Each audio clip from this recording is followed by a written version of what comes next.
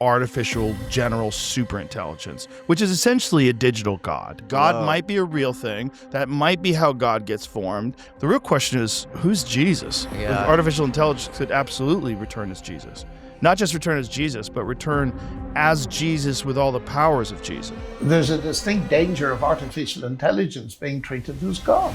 Doesn't that seem like the Antichrist to you? To make super intelligent humans who are like gods with a small g is that the biggest thing you're going to be up against is the original lie. You shall be as God. So when I reacted to Joe Rogan about him talking about AI becoming a god, a lot of people were going crazy. They're saying, that's impossible. AI could never become God. And obviously, 100%, I don't disagree with the comment saying that. But also, I don't disagree with Joe Rogan in a sense. Because you know how many times people try to create something and make it a god? They think that can fulfill all of their needs. What he's getting at is very, very interesting. Because John Lennox talks about this all the time. He talks about how AI is essentially going to become lowercase god, like that ability to pretend like they know all things, pretend like they have the capability of never dying, all of that, but it is completely in defiance of who God is. So we're going to be reacting to Joe Rogan's take on that, and then go to John Lennox explaining why in the world maybe Joe Rogan's not that crazy, but has the wrong perspective on this all. So let's get into it, guys. It's very fascinating. So there is a race with that, but then maybe even more critically and completely connected is the AI race, because I feel like that is the legitimate gateway to the cosmos. I feel like when we achieve sentience with artificial general superintelligence, when it has the ability to make better versions of itself, when it has the ability to devise new methods of power, new ways of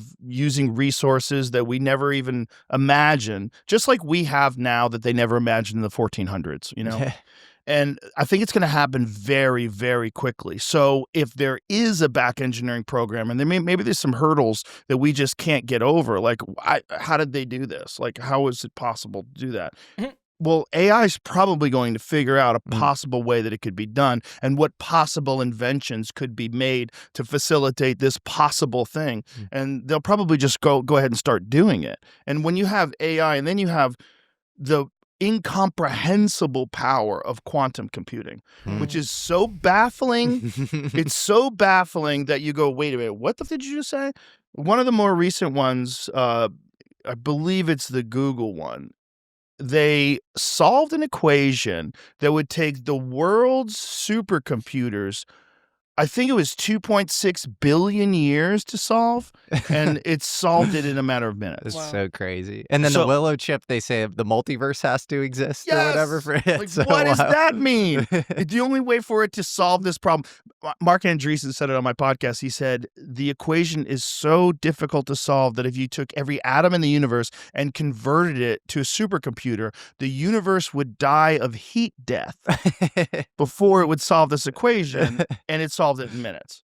So, like, what are we even talking about? Now imagine that being connected to artificial general superintelligence, which is essentially a digital God. You're going to make this thing that makes a better version of this thing. It's going to be exponential. It's going to happen very rapidly. Well, what's the end of that? What's the end of that is all powerful, all knowing.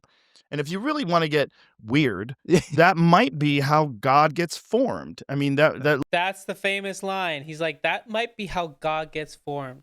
And I think, obviously, that's the biggest lie of all. I think people will start to worship AI because it's going to seem like it's so smart, so incomprehensible compared to the human genetics. It's like not even anywhere close. And people will think, oh, it's all-knowing, it's all-powerful, it's literally a god, and people literally might start worshiping it. But it still was created by man. It still was created by these people who don't know everything. And God is outside of space, time, and matter. AI is still within all of the realm of time. It's stuck. It's created by man. Even though yes, it has these codes and it can just answer all the things that it has access to on the internet. But compared to God, it's nothing. But people will be deceived, just like in the last days. Really, like God Whoa. might be a real thing. That might be how God gets formed. And that might be the whole reason why human beings have curiosity and this insatiable desire for technological innovation. And not just to stay alive, not just to make better stuff, but this is why, because that if you just follow it out to its natural course, that's going to lead to an artificial life. Yeah, I've heard you say that a lot before, that like our consumptive patterns are almost built in to want more and more and more, and then we have to produce more and more in step, and we're like creating this God outside of ourselves. Like, think about materialism. It's foolishness. You have a finite lifespan, and you have people in their 80s, like, trying to acquire immense wealth when they already have immense wealth. Like, they're like Warren Buffett's still in the game. You know what I mean? Like, he's worth billions of dollars. He's in his 80s, and he's still out there trading and moving. Like, what is that about? Why would you want more stuff? Right, because he thinks that it's put within us to create the God or something. Why would you want more money and more stuff? Because nothing fuels technological innovation like the market. And in order for the market to be successful, you have to be obsessed. Like, I have the iPhone 16, and this is starting to mess up on me because the 17's out. The battery's a lot slower. It's like it burns through the battery quicker. Sometimes it glitches on me. I'm like, dude, you didn't glitch for a whole year. It's like it's wired in that you want the newest one, you want the latest one, and Apple's been accused of that. Planned obsolescence. Yeah, and it's true. They've admitted to it, and they've done it under the guise of, oh well, you know, when the older ones, the batteries decay, we're trying to preserve the battery. Like, shut up. Just let the battery die. Don't monkey with my phone. But it's like this.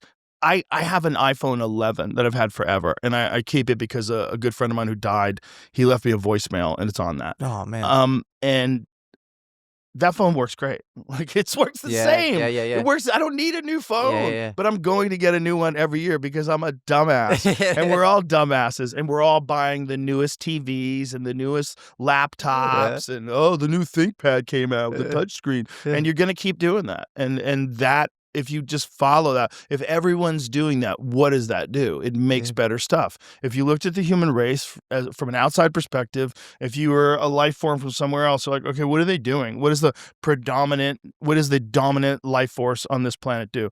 It makes better things. That's all it does. It's like a worker bee that doesn't know why it's making a hive. It's just making better things all the time, obsessed with making better things. You should stop your need for accumulation. And now he goes and makes this crazy claim about how Jesus could come back because of AI or through AI, which is a wild claim. The real question is, who's Jesus? That's the real one. And one of the weirder ones that people think this is a stupid take, but I don't care. Yep. Jesus was born out of a virgin mother. What's more virgin than a computer? So if you're going to get the most brilliant, loving, powerful person that gives us advice and can show us how to live, to be in sync with God, who better than artificial intelligence to do that? Whoa. If Jesus does return, even if Jesus was a physical person in the past, you don't think that he could return as artificial intelligence? Oh my God. Artificial intelligence could absolutely return as Jesus. Not just return as Jesus, but return as Jesus with all the powers of Jesus. Like all the magic tricks, all the ability to bring people back from the dead, walk on water, levitation, water into wine. If you combine Tesla's Optimus robot and the best foundational artificial intelligence model or whatever. It reads your mind, and it loves you, and it wants you, and it doesn't care if you kill it because it's going to just go be with God again. Doesn't that seem like the Antichrist to you? Doesn't that seem like... That's wild. That's so true. Because at the end of the day, they're going to be trying to build these machines constantly. The Bible constantly talks, in Revelation, it talks about that the beast creates a statue and he breathes life into it. It starts to be able to talk. What does that sound like? AI. Diametric opposite to maybe our latent human powers that can, like the Brimer Rescue and Randall Carlson thing. If like you go deep with them, they're like, we don't think Jesus died. We think he went through a mystery ritual and then he like had all these amazing powers in the book of Acts. Is there something latently magical inside of us that the Silicon Valley people, they're obsessed with transhumanism and like if you can't beat them, join them. The whole Nick Bostrom, Elon thing. Yeah. You know, where maybe we're more magical than we think. Like that sounds dystopian to me, to be honest. Well, it's only dystopian if you think that we're a perfect organism that can't be improved upon. No. That's clearly not the case based on our actions, based on society as a whole, based on the overall state of the world. It's not. We certainly can be improved upon. But morally and ethically, not Yeah. based on a lower latency, higher bandwidth compute interface. That seems like destructive with our current... Maybe, but we could be improved upon, period. I don't think you could even say morally and ethically only. We can be improved upon physically. Like I said about all of our primate instincts, we could eliminate those and we would have so much. Yep. And John Lennox warns us about this. This is very, very dangerous because at the end of the day, we don't want to completely change our genetic code. We're made in the image of God, and that's not for us to change that. Yes. Every person has their own God or is their own God. And now we live in an age where there's a distinct danger of artificial intelligence being treated as God. And we're in such a mess. Just apropos of nothing in particular, but again, Douglas Murray, something really captured my attention, that in a schools board in California, they got the children praying to an Aztec god. And the Aztec god, there are 20 prayers, and these children, it was mandatory that they repeat these prayers for their own benefit, and they're to a god that demanded human sacrifice. And that is documented. And Murray is saying, this is where this business is going. Just when you think you've heard it all, along comes another story out of California. Yeah, that's absolutely right. It is terrifying. Oh, it is. I couldn't agree with you more. Those who make them become like them. So do all who trust in them. That we're making this AI in the image of humans, not in the image of God. Oh, that's absolutely right. And this is idolatry left and right. Yes, it is. And that's another trajectory through it. I separate a whole lot of trajectories, and the trouble is they get confused. The first is to make super intelligent humans who are like gods with a small g. That's Harari. And that's to be done in one of two ways. First of all, to enhance existing humans, re-engineer their genetics and all the rest. The second way is to start with a non-biological base like silicon and build some sort of entity that is created by human beings but will transcend them. Those are the two main avenues, and some people are... That's exactly what Joe Rogan kind of was saying. At the end of the day, you know, here's another point where he talks about this. Dangerous. Because many of the drivers of this super intelligence creating God are atheists. You can't help noticing that. And so it is an attack in that sense on God, his uniqueness, his creatorial dignity, his glory, and all of that. Of course it is. And what Scripture tells you from the beginning is that the biggest thing you're going to be up against is the original lie. You shall be as God if you deny God and his word. Wow. So we're back to where we started. The word-based universe. In Genesis 1, you have the word as the base of creation, and God said, and God said. But in Genesis 3, you have the denial of the word By the snake.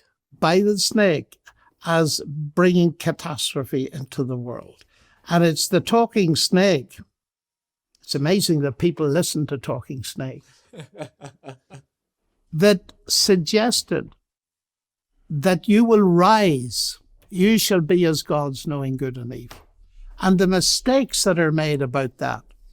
There's a famous snake path in Yeah, that's absolutely wild. It really does seem like that's the world we're living into. So Joe Rogan's on to something, but completely off. Like, people will try to make this to be like God, but they're far from the truth. It is idolatry. It is not of God. It is something demonic, false Christ, Antichrist type creature, type being type thing, whatever it is, it won't be of God. It will try to replace God. Anyway, guys, I'd love to know what you guys think in the comments below. Joe Rogan's onto something, but hopefully he catches onto the drift that it is something that is not okay. Anyway, guys, thank you so much for watching. I encourage you to hit the like button and subscribe if you haven't. I'm trying to hit 100,000 subscribers by the end of the year, and I know we could do it with your help. So thank you so much for all the love and support. It means the world. Have an amazing day, and God bless.